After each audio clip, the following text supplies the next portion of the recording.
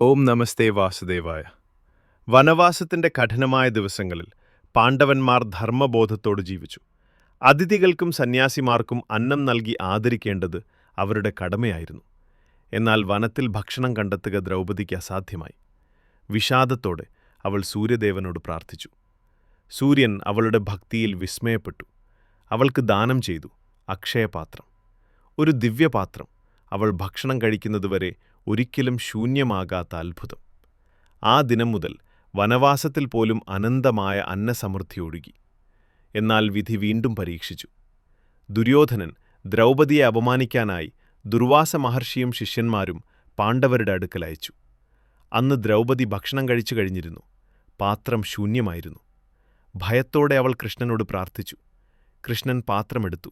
അതിൽ ഒരു അരിക്കണം മാത്രം കണ്ടു. അത് കഴിച്ചപ്പോൾ ദുർവാസനും ശിഷ്യന്മാരും ദൂരെ ഇരുന്നിട്ടും തൃപ്തരായി.